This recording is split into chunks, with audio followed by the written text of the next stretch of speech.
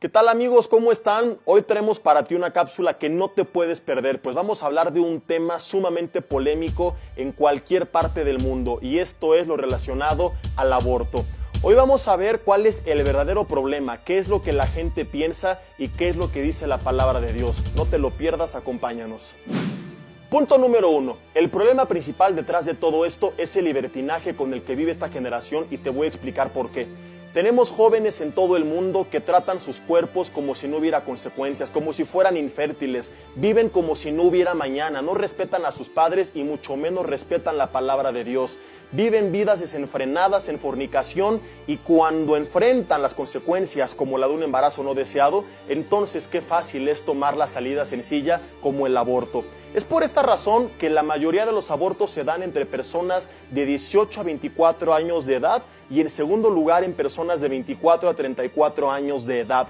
Me pregunto yo en medio de esto, ¿no sería más sencillo, más fácil si entendieran que el sexo es algo maravilloso, que Dios creó, pero para utilizarse dentro del matrimonio? Y no es porque Dios te quiera fastidiar, te quiera amargar, te quiera frustrar la vida, es todo lo contrario. Lo que tú, joven, tienes que entender es que Dios te ama tanto y sus planes son tan maravillosos para tu vida que por eso te dice que te guardes en santidad, no para fastidiarte, sino para evitarte consecuencias como estas que irrumpen con los planes que Él tiene para tu vida. Pues además de un embarazo no deseado, la fornicación puede traer muchas otras consecuencias, como hacer que tú te termines, por ejemplo, casando con la persona incorrecta. ¿Por qué? Pues cuando ustedes están juntos, su cuerpo o su cerebro libera a su cuerpo químicos que producen entre ambos un sentimiento de apego, unas ganas de estar juntos. El resultado es que muchos jóvenes se casan únicamente por esta atracción física y por esto, cuando a los 3 o 4 años de casados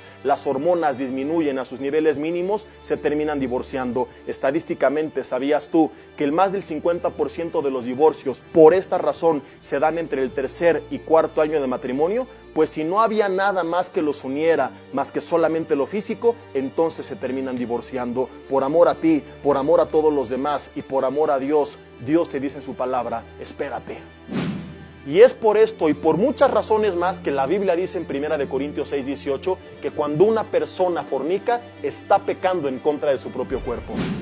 Punto número 2. Para muchos el aborto es normal porque es lo que el mundo les ha enseñado. Porque es el camino fácil que ven en las películas, en los medios de comunicación, es lo que ven por todas partes en redes sociales, incluso es lo que comienzan a enseñar algunos libros de educación, lo digo entre comillas. Pero aquí lo que tendríamos que preguntarnos no es lo que dicen esos libros, sino qué dice por encima de esos libros el libro de libros. Es decir, qué es lo que enseña la palabra de Dios. Y la Biblia dice claramente en el Salmo 139, versículo 16, que Dios pone sus ojos en el embrión. Es decir, el feto en vías de desarrollo es importante para Dios porque tiene un propósito para Él que ha de cumplirse desde ese momento. La Biblia también enseña en Lucas capítulo 1, versículos 39 al 44, que la criatura en el vientre es sensible al mundo que le rodea, que puede escuchar y que incluso puede manifestar emociones. Así que antes de abortar, piénsalo 2 veces porque llevas en tu vientre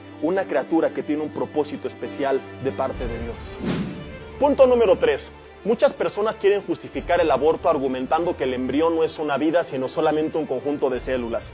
Ante lo cual quiero responder en primer lugar que veo en muchos una gran hipocresía, pues la realidad es que no abortan en los primeros días de gestación, sino al cabo de algunas semanas cuando el producto ya se está desarrollando.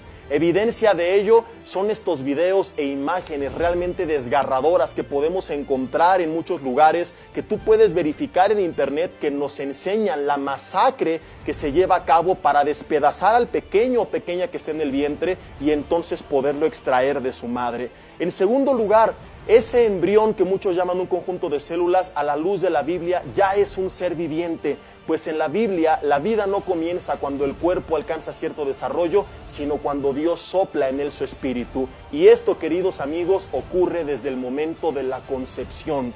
Por eso vimos en el punto anterior que el embrión es importante para Dios y Dios pone en él sus ojos. Nosotros podemos ver en el ejemplo de Adán que aun cuando fue formado y físicamente estaba completo, no fue hecho un ser viviente hasta que Dios sopló en él aliento de vida. Punto número 4.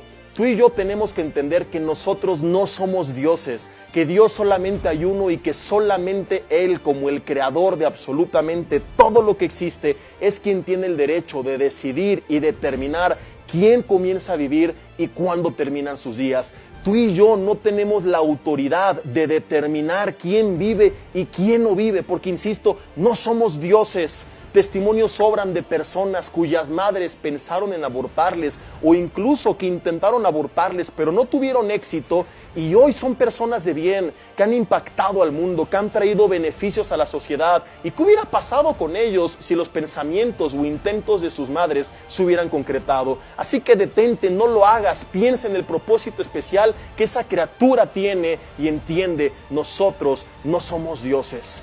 Ahora, en medio de todo esto, yo sé que hay muchos que seguramente se están preguntando, Jesse, pero ¿qué hay de aquellas pobres mujeres que están embarazadas, víctimas de una violación? ¿Cómo puedes exigirles que se queden con el producto, que no aborten? Y yo sé, queridos amigos, que este debe de ser un caso muy complicado, que por supuesto que ameritaría otro tema completamente aparte para tratar aspectos y puntos muy complejos.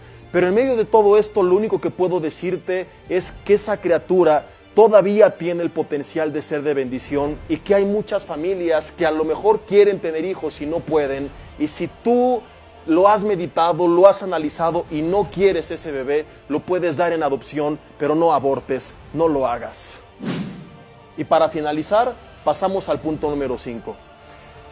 Si tú estás viendo esta cápsula y ya abortaste, lo último que quiero decirte es esto: no te sigas atormentando más. No te sigas haciendo más daño del que ya te hiciste, no te sigas condenando. La Biblia dice que Dios envió a Jesús hace 2000 años a morir por ti y por mí en la cruz del Calvario, para que si tú y yo ponemos nuestra mirada y nuestra fe en Él, recibamos entonces su perdón y la vida eterna. Dice 1 de Juan 1:7 que la sangre de Cristo tiene el poder de limpiarnos de todo pecado. No importa que hayas hecho ni siquiera esto, nada es más grande que el poder de Dios y su gracia y su amor y misericordia para limpiarte a ti y a mí de toda maldad. Dice Romanos 8:1 que no hay más condenación para quienes están en Cristo Jesús. Así que deja de atormentarte, acércate a Él y experimenta cómo Él transforma tu vida y te hace una nueva criatura y comienza a escribir una nueva historia, ahora escrita por su mano todopoderosa. Soy Jesse Bermúdez, espero que esta cápsula te haya servido. No dejes de compartirla con todas las personas que te rodean y sigue más de nuestro contenido en nuestras redes sociales. Nos vemos hasta la próxima.